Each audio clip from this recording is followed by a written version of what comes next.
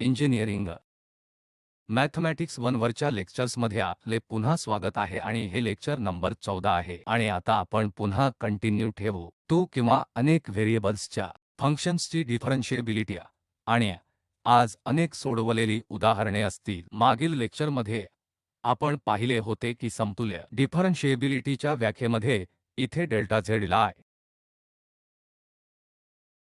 Delta x b delta y आणि epsilon delta x plus epsilon delta 2 y च्या टर्म्समध्ये लिहिण्याऐवजी आपण हे लिमिट शोधू देखील शकतो आणि जर हे लिमिट इक्वल टू 0 असेल तर हे फंक्शन डिफरन्शिएबल आहे आणि आपण पाहिले आहे की ही लिमिटची व्याख्या विविध फंक्शन्सची डिफरन्शिएबिलिटी सिद्ध करण्यासाठी खूप उपयुक्त होती। आपण हे देखील पाहिले आहे की आवश्यक कंडिशन्स महत्त्वपूर्ण आहेत कारण जर आपण आधी ह्या आवश्यक कंडिशन्स प्रथम तपासून पाहिल्या आणि आपल्या हे लक्षात आले की उदाहरणार्थ फंक्शन कंटिन्यूअस नाही आहे किंवा पार्शियल डेरिव्हेटिव्हज एक्झिस्ट करत नाही किंवा एक पार्शियल डेरिव्हेटिव्ह एक्झिस्ट करत नाही, अशा बाबतीत आपण तिथे लगेच निष्कर्ष काढू शकतो की फंक्शन डिफरन्शिएबल नाही कारण डिफरन्शिएबिलिटीसाठी ह्या आवश्यक कंडिशन्स आहेत आणि आपण सफिशियंट कंडिशन्सचे महत्त्व देखील पाहिले आहे कारण जर आपण दाखविले की पार्शियल डेरिव्हेटिव्हज पैकी कुठल्याही एकाची कंटिन्यूटी आणि आपण नंतर इथे दिलेल्या व्याख्या वापरून डिफरन्शिएबिलिटी सिद्ध करता हा निष्कर्ष काढू शकतो की फंक्शन डिफरन्शिएबल आहे। चला उदाहरणावर चर्चा करूया। इथे या फंक्शन xy च्या ओरिजिनवर differentiability equal to xy cube over x square plus y square आहे आणि हे 0 आहे जेव्हा xy ओरिजिनवर इक्वल टू 0 असतील तेव्हा हे 0 आहे।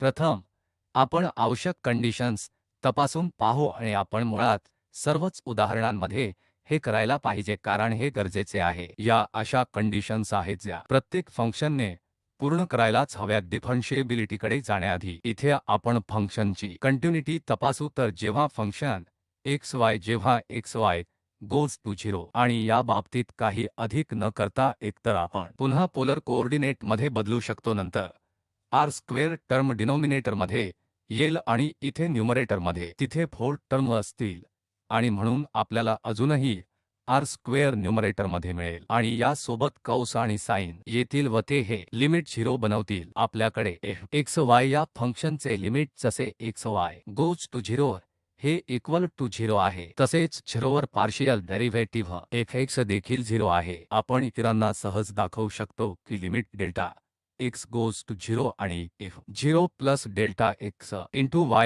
हे इथे बदलले नाही म्हणून f0 0 आणि या डेल्टा x ने विभाजित कारण हे इथे आहे आणि आपल्याकडे तिथे प्रोडक्ट आहे म्हणून हे 0 असेल आणि इथेही हे 0 असेल त्यामुळे 0 मायनस 0 म्हणून आपल्याला हे पार्शियल डेरिव्हेटिव्ह 0 असे मिळेल। हे 0 आहे आणि त्याचप्रमाणे fy देखील 0 असेल। आपल्याकडे पार्शियल डेरिव्हेटिव्हचे अस्तित्व आहे आणि आपल्याकडे 0 0 पॉइंटवर फंक्शनची कंटिन्यूटी आहे। आता सफिशियंट कंडिशनसाठी आपल्याला 0 वर या पार्शियल डेरिव्हेटिव्हची कंटिन्यूटी तपासण्याची गरज आहे। आपल्याला किमान या 0 0 पॉइंटच्या नेबरहूडमधील सर्व पॉइंट्सवर x चे पार्शियल डेरिव्हेटिव्ह x मिळवणे आवश्यक आहे। xy नॉट इक्वल टू 0 0 वर पार्शियल डेरिव्हेटिव्ह मिळवण्यासाठी आपल्याला या फंक्शनला विथ रिस्पेक्ट टू x ने डिफरन्शिएट करावे लागेल म्हणून y ला कॉन्स्टंट मानून आपण याला फक्त विथ रिस्पेक्ट टू x ने डिफरन्शिएट करूया। पार्शियल डेरिव्हेटिव्हजमुळे हा y कॉन्स्टंट ठेवून हे इक्वल टू इथे हा स्क्वेअर असेल आणि होल स्क्वेअर आणि हे x square plus y square असेल त्यामुळे याचे derivative with respect to x हे y क्यूब असेल आणि नंतर मायनस हे xy क्यूब आणि partial derivative with respect to x असेल हे x स्क्वेअर y क्यूब। इथे देखील आपल्याकडे 2 times x square y cube आहे म्हणून आपल्याला मायनस हे x स्क्वेअर y क्यूब मिळेल आणि नंतर इथे y5 जे इथे y पॉवर 5 आहे आणि इथे x square plus y square whole square आहे म्हणून या नॉन झिरो पॉइंटवर xy नॉट इक्वल टू 0 0 आपल्याला डेरिव्हेटिव्ह मिळू शकतो partial derivative with respect to x किंवा partial derivative with respect to y या फंक्शनचे डेरिव्हेटिव्ह विथ रिस्पेक्ट टू ते व्हेरिएबल थेट घेऊन आणि दुसरे व्हेरिएबल कॉन्स्टंट ठेवून आणि 0 वर हे मिळवण्यासाठी आपल्याला डिफरन्शिएबिलिटीची ही मूलभूत व्याख्या वापरावी लागेल जी आपल्याला इथे नुकतीच मिळाली की हे x 0 वर 0 होते म्हणून हे इथे 0 आहे. आपण आता fx चे xy पॉइंटवर त्याच्या नेबरहूडमध्ये आणि 0 वर देखील मूल्यांकन केले आहे आणि आता कंटिन्युटीसाठी आपल्याला लिमिट जसे xy गोज टू या फंक्शनच्या 0 घ्यावे लागेल. मग ते इक्वल टू 0 आहे किंवा नाही. जर हे इक्वल टू 0 असेल तर सफिशियंट कंडिशनमुळे फंक्शन डिफरन्शिएबल आहे असा आपण दावा करू शकतो. अन्यथा आपल्याला डिफरन्शिएबिलिटीची चाचणी करायला पुढे जावे लागेल. इथे जर आपण हे लिमिट जसे xy गोज टू 0 घेतले xy या बाबतीत आपण हे पाहू की जर आपण इथे सबस्टिट्यूट केले जर आता पोलर कोऑर्डिनेटमध्ये बदलले आपल्याला इथे r स्क्वेअर मिळेल म्हणून r4 पण तिथे आपल्याकडे r पॉवर 5 असेल आणि त्यामुळे एक r तिथे न्यूमरेटरमध्ये मिळेल आणि कारण r goes to 0 xy goes to 0 साठी ही व्हॅल्यू 0 असेल. इथे x कंटिन्यूअस आहे कारण हे इक्वल टू 0 आहे आणि ही 0 पॉइंटवर x व्हॅल्यू आहे. आपल्याकडे पार्शियल डेरिव्हेटिव्हची कंटिन्युटी आहे आणि आपण या फंक्शनची डिफरन्शिएबिलिटी सिद्ध करण्यासाठी आत ते वापरू शकतो कारण पार्शियल डेरिव्हेटिव्ह एक्झिस्ट करते. फंक्शन कंटिन्यूअस आहे म्हणून आपल्याकडे सफिशियंट कंडिशनसाठीच्या आवश्यक कंडिशन्स आहेत. आपल्याला दाखवावे लागेल की पार्शियल डेरिव्हेटिव्हज पैकी एक कंटिन्यूअस आहे म्हणून येथे आपण दाखवले आहे की x कंटिन्यूअस आहे आणि हे फंक्शन 0 पॉइंटवर डिफरन्शिएबल आहे. हे सिद्ध करण्यासाठी पुरेसे आहे. पुढील उदाहरणामध्ये इथे आपण y cube sign 1 over y square या फंक्शनच्या ओरिजिन वरील डिफरन्शिएबिलिटीवर पुन्हा चर्चा करू. जेव्हा x नॉट इक्वल टू 0 आणि x इक्वल टू 0 हे 0 आपण f ची कंटिन्युटी आणि पार्शियल डेरिव्हेटिव्हचे अस्तित्व तपासणार आहोत जे पाहणे पुन्हा सोपे आहे. म्हणून कंटिन्युटीसाठी आपल्याला या फंक्शन xy चे लिमिट जसे xy गोज टू 0 आणि जे येथे क्षुल्लक आहे कारण हे एक बाउंडेड फंक्शन आहे आणि नंतर xy गोज टू 0 म्हणून हे y गोज टू 0 आणि हे 0 असेल आणि पॉइंटवर ही फंक्शन व्हॅल्यू देखील आहे म्हणून आपल्याकडे या फंक्शनची कंटिन्युटी आहे आणि तसेच पार्शियल डेरिव्हेटिव्हच्या एक्झिस्टन्ससाठी आपल्याला partial derivative with respect to x consider करावे लागेल व हे दाखवण्याची गरज आहे की लिमिट 0 प्लस डेल्टा x 0 आणि मायनस f0 भागिले डेल्टा x येथे हे y 0 हे 0 असेल आणि हे येथे पुन्हा 0 होईल. आपल्याकडे 0 मायनस 0 आहे म्हणून हे देखील 0 आहे. आपल्याकडे partial derivative with respect to x चे एक्झिस्टन्स आहे. त्याचप्रमाणे आपण partial derivative with respect to y चे एक्झिस्टन्स दाखवू शकतो. त्यासाठी आपल्याला डेल्टा y गोज टू 0 आणि f0 डेल्टा y मायनस हे f0 आणि नंतर येथे डेल्टा y कन्सिडर करावे लागेल कारण x 0 आहे. या फंक्शनची व्हॅल्यू पुन्हा 0 आहे आणि येथे देखील या फंक्शनची व्हॅल्यू 0 आहे. आपल्याकडे पुन्हा 0 आहे. फंक्शनची कंटिन्युटी आणि पार्शियल डेरिव्हेटिव्हचे एक्झिस्टन्स आपण पाहिले की हे आता सोपे आहे आणि पुढे आपण आता या fx ची कंटिन्युटी दाखवू. आपण partial derivative with respect to x ची कंटिन्युटी मिळवण्याचा प्रयत्न करू. त्यामुळे पुन्हा त्यासाठी आपल्याला ते पार्शियल डेरिव्हेटिव्ह कम्प्यूट करावे लागेल. जेव्हा x नॉट इक्वल टू 0 आपल्याला हे देखील मिळवायचे आहे. आपण हे आधीच पाहिले आहे की ही व्हॅल्यू 0 आहे जेव्हा x 0 आहे म्हणून किमान 0 पॉइंटवर आपण पाहिले आहे की हे 0 आहे. आता इथे हे मिळवण्यासाठी जेव्हा x नॉट इक्वल टू 0 तेव्हा आपल्याला हे थेट with respect to x differentiate करावे लागेल. त्यामुळे y क्यूब इथे कॉन्स्टंट म्हणून घेतले जाईल. साइनसाठी आपल्याला cos term over x square मिळेल आणि 1 ओव्हर x स्क्वेअर हे मायनस 2 ओव्हर x क्यूब असेल. म्हणून जेव्हा x नॉट इक्वल टू 0 तेव्हा हे डेरिव्हेटिव्ह आहे आणि आपण हे डेरिव्हेटिव्ह 0 म्हणून मिळवू शकतो. जेव्हा x इक्वल टू 0 डेरिव्हेटिव्हच्या मूलभूत व्याख्येने या बाबतीत. आणि आता आपण काय दाखवू की काय होते जेव्हा आपण इथे लिमिट घेतो जसे x y किंवा मुळात x गोज टू 0. आपण इथे ओरिजिनकडे जात आहोत. या लिमिटचे काय होईल म्हणून जेव्हा आपण इथे हे लिमिट या y इक्वल टू x पाथवर x जसे x y गोज टू 0 घेतो हे पाहणे सोपे आहे. म्हणून जर आपण इथे हा path y equal to x घेतला तर या लिमिटचे काय होईल, हे लिमिट -2 आणि हे कॉस 1 ओव्हर x स्क्वेअर असेल आणि लिमिट x गोज टू 0. म्हणून या बाबतीत हे लिमिट एक्झिस्ट करत नाही. आपण हे स्पष्टपणे बघू शकतो की कॉस 1 ओव्हर x स्क्वेअर ही निश्चित व्हॅल्यू नाही. येथे हे लिमिट या विशिष्ट पाथवरच एक्झिस्ट करत नाही. म्हणून आपण असे म्हणू शकतो की x जसे x y गोज 0 0 चे लिमिट एक्झिस्ट करत नाही आणि म्हणूनच या बाबतीत हे x कंटिन्यूअस फंक्शन नाही. त्यामुळे ते या टाइमला या फंक्शनची डिफरन्शिएबिलिटी सिद्ध करण्यास आपल्याला मदत करत नाही. आपण काय करू शकतो तर पुढे आपण दुसरे पार्शियल डेरिव्हेटिव्ह fy याच्या कंटिन्युइटीची चाचणी करू शकतो. त्यामुळे x चे partial derivative with respect to y आणि जर ते पुन्हा कंटिन्यूअस येत असेल तर आपण डिफरन्शिएबिलिटीच्या सफिशियंट कंडिशनवर आधारित दावा करू शकतो. कारण आपल्याला हे असणे आवश्यक आहे की फंक्शन डिफरन्शिएबल आहे. असा दावा करण्यासाठी पार्शियल डेरिव्हेटिव्हपैकी एकाची कंटिन्युइटी असेल.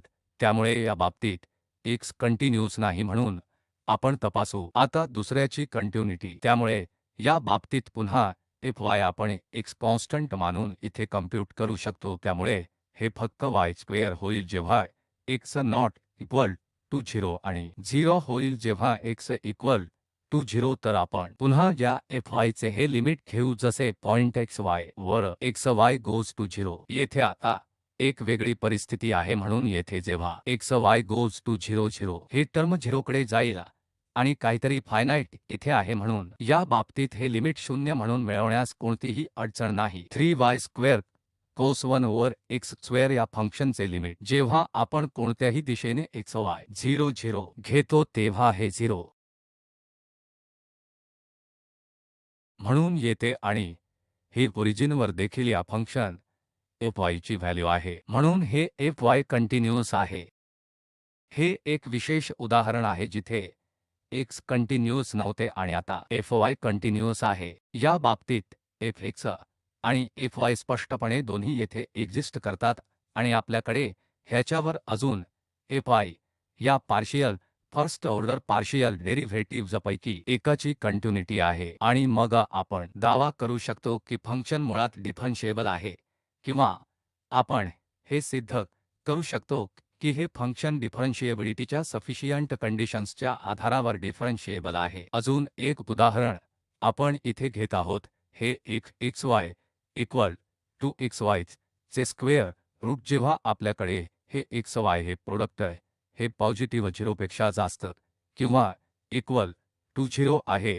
अन्यथा येथे व्याख्येत समस्या असेल आणि इतरत्र 0 आहे. म्हणून आपण हे निर्धारित करू की फंक्शन ओरिजिन वर डिफरन्शिएबल आहे की नाही. या फंक्शनची कंटिन्युइटी पुन्हा सुलभ आहे कारण जेव्हा xy कोणत्याही दिशेने गोज टू 0 0 तेव्हा हे 0 कडे जाईल आणि फंक्शन ओरिजिनवर देखील 0 म्हणून व्याख्यायित केले आहे. आपल्याकडे फंक्शनची कंटिन्युइटी आहे आणि पार्शियल डेरिव्हेटिव्हचे एक्झिस्टन्स देखील. आपण पुन्हा ही व्याख्या वापरू शकतो. म्हणून इथे f डेल्टा x आणि y 0 हे प्रोडक्ट 0 आहे. म्हणून आपल्याला पुन्हा इथे 0 मिळेल आणि हे a0 0 0 आहे म्हणजे -0. त्यामुळे 0 0 पॉइंटवर हे fx 0 आहे आणि याचप्रमाणे 0 0 वर fy देखील 0 आहे. हे फंक्शन कंटिन्यूअस आहे आणि partial order first order derivative exist करतात. आता या डिफरन्शिएबिलिटी तपासण्यासाठी आपण हे लिमिट गॅप करू की जर हे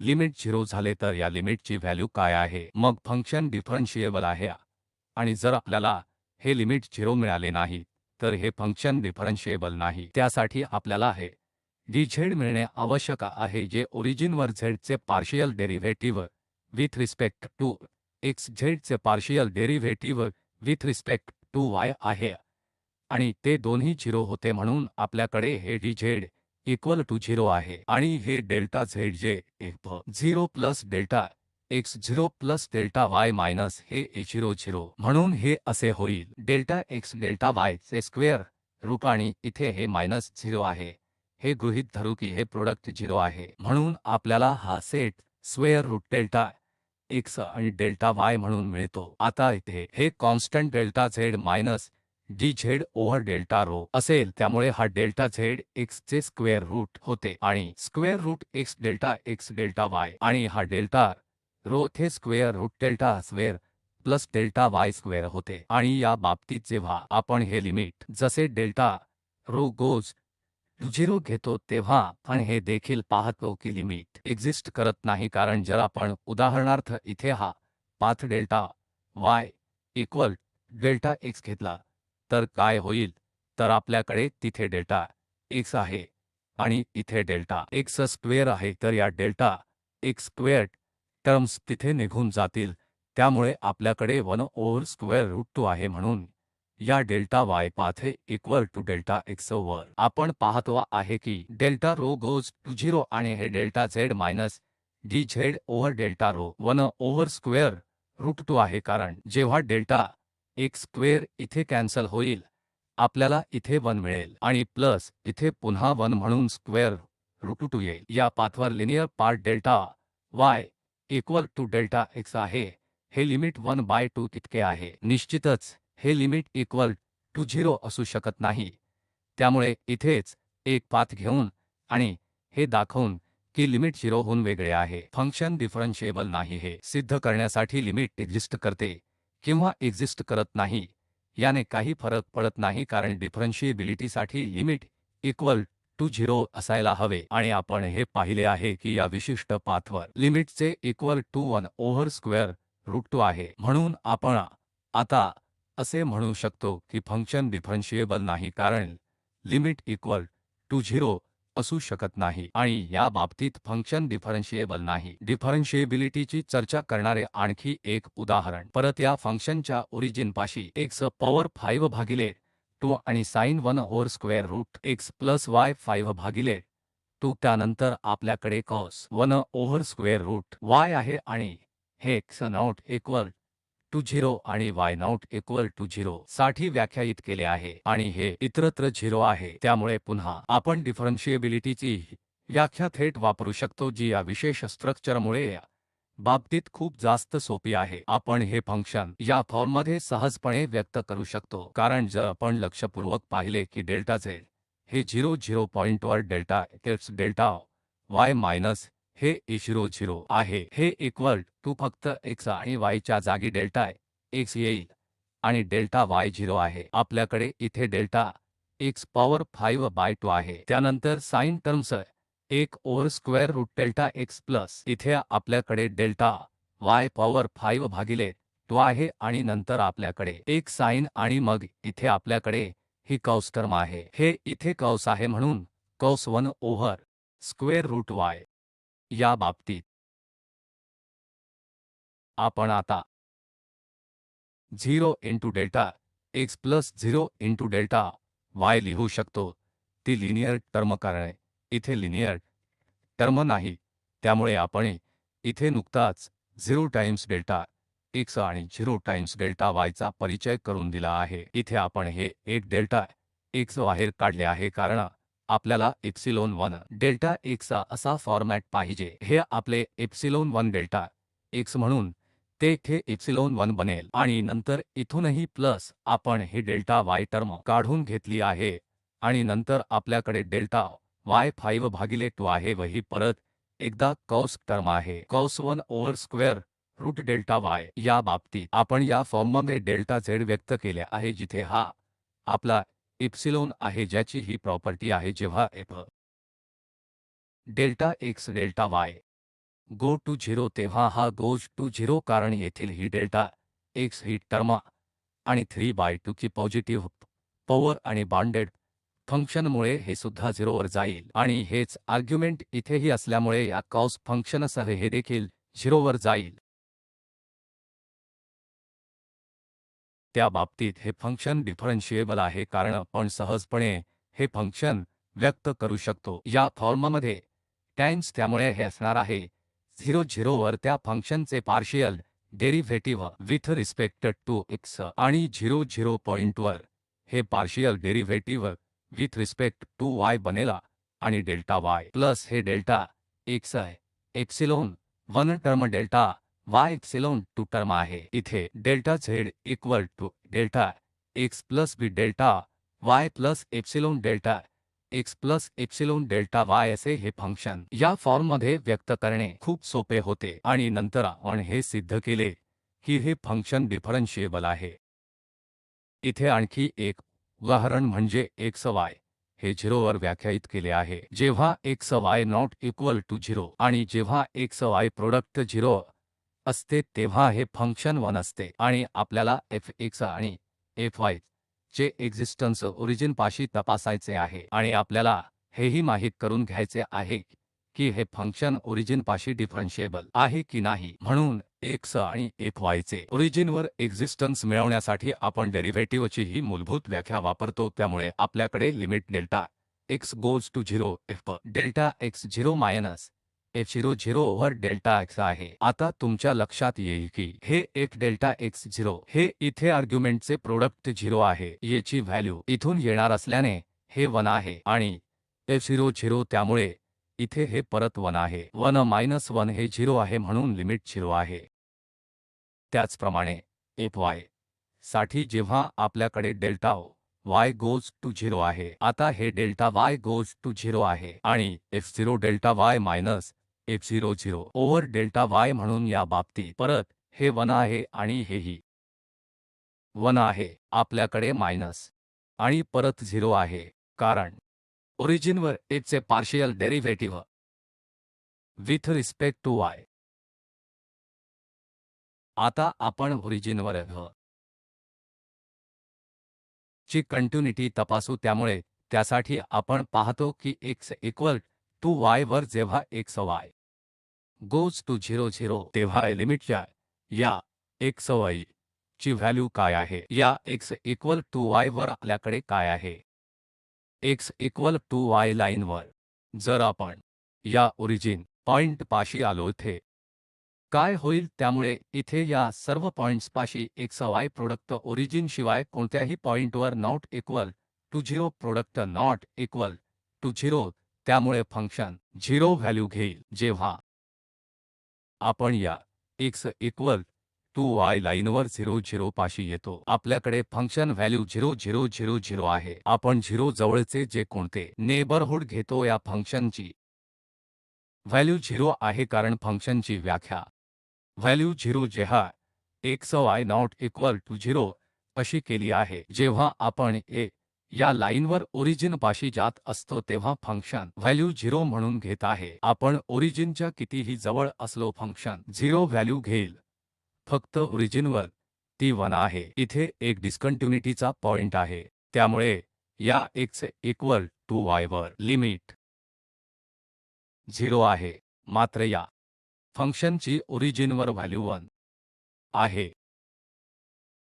आपण स्पष्टपणे बघू शकतो की हे फंक्शन डिफरन्शिएबल नाही कंटिन्यूसही नाही ही 0 0 वर इक्वल टू फंक्शन व्हॅल्यू नाही म्हणून हे फंक्शन ओरिजिनवर कंटिन्यूस नाही आणि फंक्शन कंटिन्यूस नसल्यामुळे आपण डिफरन्शिएबिलिटी बद्दल ठरवू शकतो कारण कंटिन्युटी ही डिफरन्शिएबिलिटीसाठी असणारी आवश्यक कंडिशन आहे जर फंक्शन कंटिन्यूस नाही तर ते नक्कीच डिफरन्शिएबलही नाही म्हणून फंक्शन ओरिजिनवर डिफरन्शिएबल नाही आपल्याला डिफरन्शिएबिलिटीसाठी दुसरी एखादी टेस्ट करावी लागेल कारण जरी या बाबतीत पार्शियल डेरिव्हेटिव्ह एक्झिस्ट करत असले तरी हे फंक्शन कंटिन्यूस नाही इथे आवश्यक कंडिशन्सपैकी पूर्ण झाली आहे पण कंटिन्युटी ही देखील डिफरन्शिएबिलिटीसाठी असणारी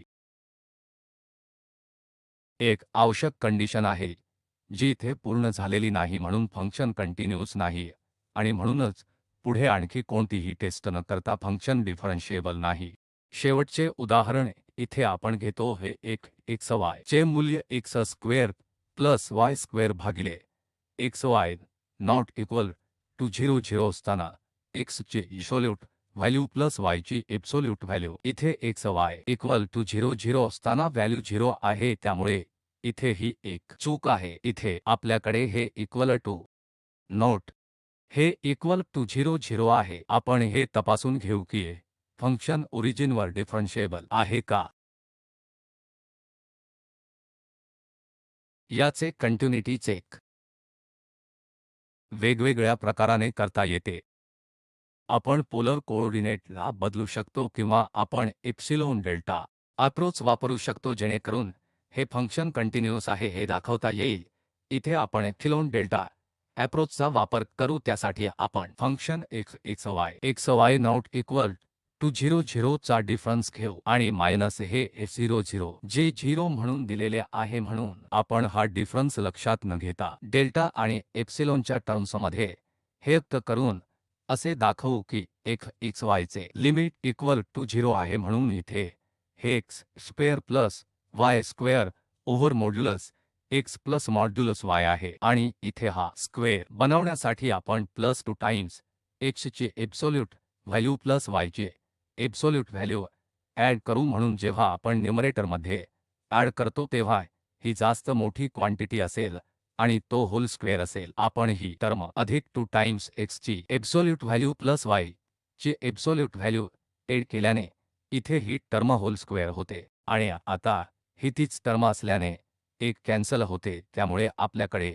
x ची एब्सोल्यूट व्हॅल्यू प्लस y ची एब्सोल्यूट व्हॅल्यू आहे. आणि याआधीच्या एका लेक्चरमध्ये आपण बघितले आहे की इथे हे स्क्वेअर रूट 2 आणि square root x square plus y square यापेक्षा कमी किंवा इक्वल आहे. जे आपण परत 0 पॉइंटच्या डेल्टा नेबरहूडमध्ये बदलले असल्याने स्क्वेअर रूट 2 पेक्षा कमी आहे आणि डेल्टाच्या टर्म्समध्ये आणि आपल्याला हे सर्व आर्बिट्ररी नंबर एप्सिलॉन पेक्षा कमी करायचे आहे. या संबंधाने आपण हे शोधले आहे की दिलेल्या एप्सिलॉनसाठी आपण हा डेल्टा सेट करू शकतो जेणेकरून x y मायनस हे 0 ची व्हॅल्यू एप्सिलॉन पेक्षा कमी असेल. इथे दिलेल्या एप्सिलॉनसाठी हा एप्सिलॉन बाय स्क्वेअर रूट 2 पेक्षा कमी असलेला डेल्टा निवडून आपल्याकडे आता हा डेल्टा आहे जेणेकरून हा डिफरन्स एप्सिलॉन पेक्षा कमी आहे. हा कंटिन्युटीसाठी दाखवण्यासाठीचा एप्सिलॉन डेल्टा अप्रोच आहे. आपण दाखवले आहे की जर आपण हा डेल्टा निवडला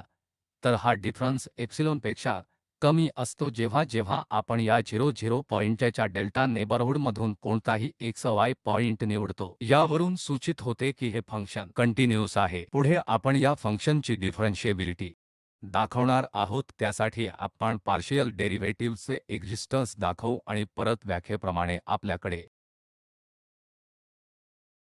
f delta x0 minus f00 over delta x आहे.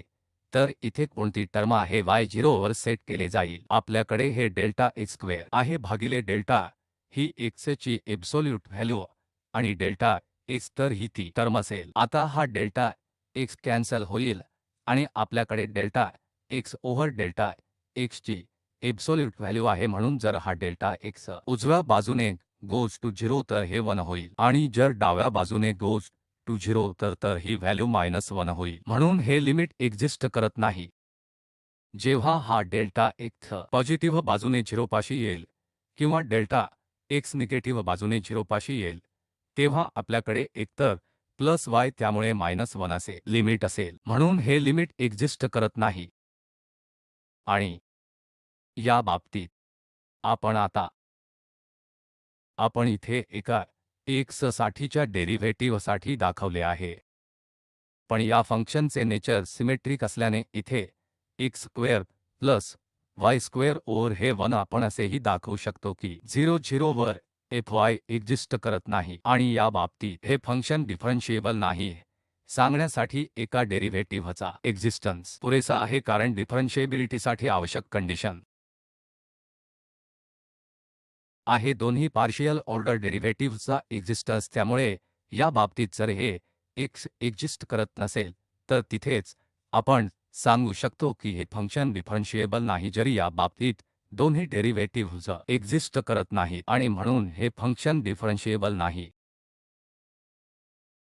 तर कन्क्लूजन म्हणजे आपण हे बघितले आहे की या डिफरन्शिएबिलिटीचा शोध घेताना आपण आवश्यक कंडिशन्स वापरू शकतो. कारण पार्शियल डेरिव्हेटिव्हची कंटिन्युटी आणि एक्झिस्टन्स यापैकी एकाचे जर उल्लंघन झाले तर आपण सिद्ध करू शकतो की फंक्शन हे डिफरन्शिएबल नाही किंवा सफिशियंट कंडिशन वापरूनही आपण एखाद्या फंक्शनच्या डिफरन्शिएबिलिटीबद्दल चर्चा करू शकतो जेणेकरून पार्शियल ऑर्डर डेरिव्हेटिव्हजपैकी एकाची कंटिन्युटी फंक्शनच्या डिफरन्शिएबिलिटीसाठी पुरेशी असते आणि जर आपल्याला आढळते की आवश्यक कंडिशन पूर्ण होते आहे तर शेवटची तपासणी आणि आपल्याकडे सफिशियंट कंडिशन नाहीत उदाहरणार्थ की पार्शियल डेरिव्हेटिव्ह कंटिन्यूअस नाही तर त्या बाबतीत आपल्याला शेवटचे तपासावे